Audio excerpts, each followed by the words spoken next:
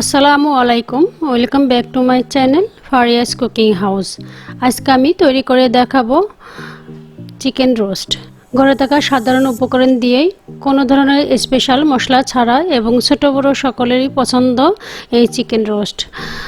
আমার রেসিপিটা ভালো লাগলে অবশ্যই একটা সাবস্ক্রাইব করবেন এবং পাশে থাকা বেল আইকন প্রেস করে রাখবেন।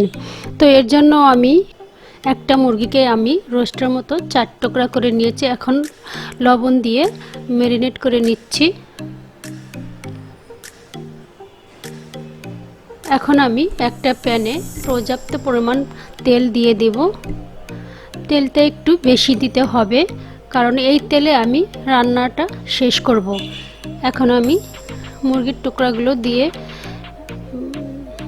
হালকা ব্রাউন করে ভেজে নিব।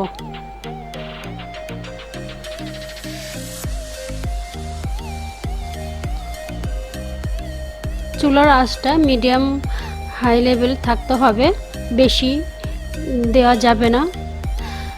মুরগির টুকরাগুলোকে আমি হালকা ব্রাউন করে ভেজে নিচ্ছি। এখন উঠিয়ে নেব।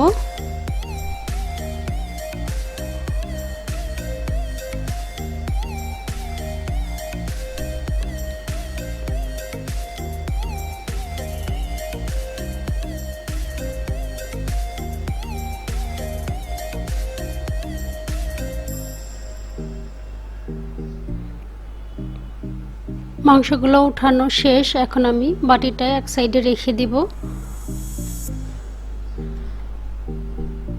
এখন আমি এই তেলে 1 কাপের পরিমাণ পেঁয়াজ কুচি দিয়ে দিচ্ছি। এগুলোকে আমি ব্রেস্তা করে নিব।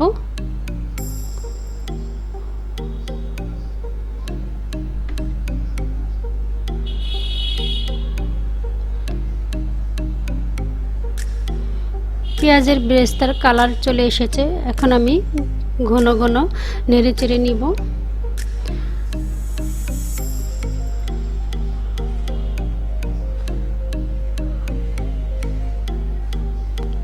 ব্রেস্তার কালার চলে এসেছে। এখন আমি এই পর্যায়ে চুলাটা বন্ধ করে ব্রেস্তাগুলো উঠিয়ে নিব।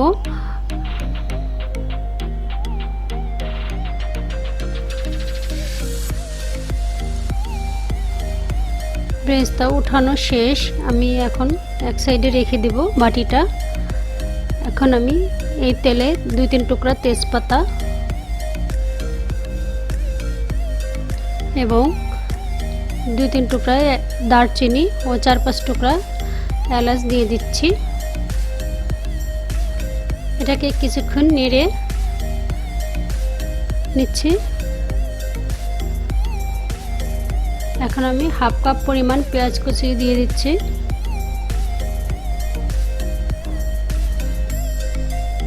পেঁয়াজগুলো 2-1 মিনিটের মতো ভেজে নিব। এখন আমি 1/2 কাপ পরিমাণ পেঁয়াজ বাটা দিয়ে দিচ্ছি। দিয়ে দিচ্ছি 2 টেবিল চামচ পরিমাণ আদা রসুনের পেস্ট। এখন আমি মশলাগুলো ভালো করে কষিয়ে নেব। 2-3 মিনিটের মতো এই পেঁয়াজ আর আদা রসুনগুলো ভালো করে কষিয়ে নিতে হবে। কষানো শেষ। এখন আমি 1 টেবিল চামচ ধনিয়া গুঁড়ো দিয়ে দিচ্ছি। 1 টেবিল চামচ জিরা গুঁড়ো দিয়ে দিচ্ছি। 1/2 চা চামচ মরিচের গুঁড়া। 1 টেবিল চামচ গরম মশলার গুঁড়া। এই গরম মশলাটা অবশ্যই দেওয়ার চেষ্টা করবেন, কারণ চিকেন রোস্ট রান্না করতে যেহেতু স্পেশাল কোনো মশলা দিব না, তাই এই গরম মশলা দেওয়ার অবশ্যই চেষ্টা করবেন। এখন আমি মশলাগুলো ভালো করে কষিয়ে নিব। এখন দিয়ে দিচ্ছি স্বাদ মতো লবণ।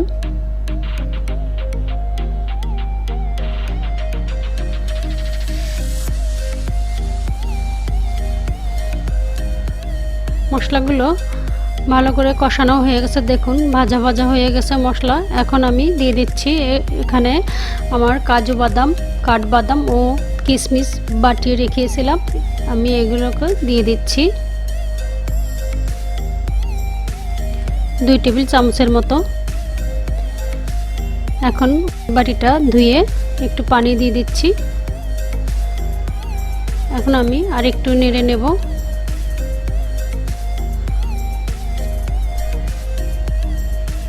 দিয়ে দিচ্ছি 2 টেবিল চামচ টমেটো সস।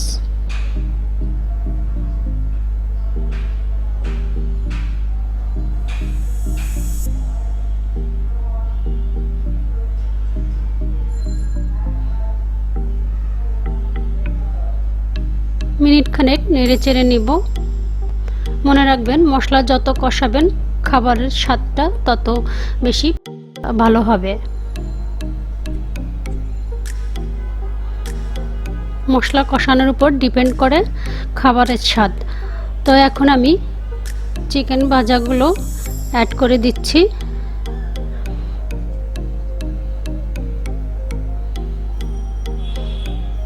এখন আমি মশলার সাথে চিকেনগুলো ভালো করে কষিয়ে নেব।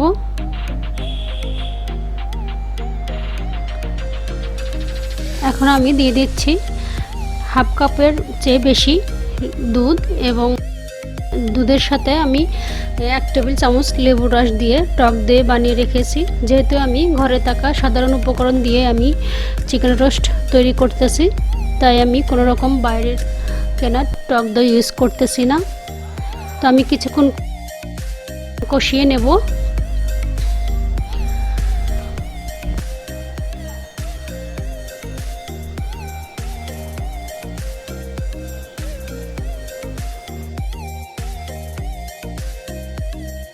এখন আমি ঢাকনা দিয়ে রেখে দেব 5 মিনিটের জন্য।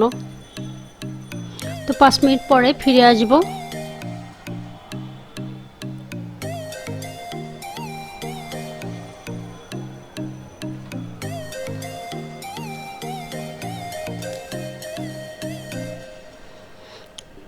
পাঁচ মিনিট পরে ঢাকনা উঠাই এখন আমি আবার কষিয়ে নেব।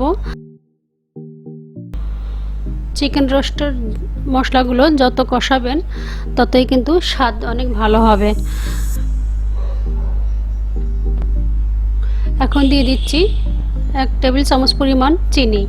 রোস্টের আসল স্বাদ পেতে চিনি দেওয়ার অবশ্যই চেষ্টা করবেন। এখন আমি আবার 5 মিনিট ঢেকে দিচ্ছি।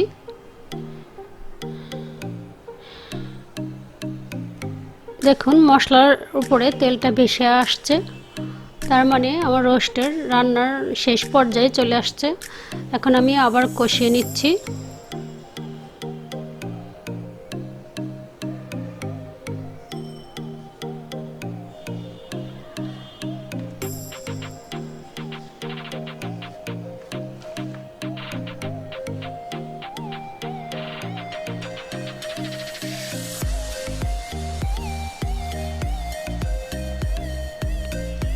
মশলার উপর তেলটা যখন ভেসে আসছে তার মানে বুঝবেন চিকেন রোস্ট রান্না হয়ে যাচ্ছে। এখন আমি আরেকটু লবণ দিয়ে দিলাম।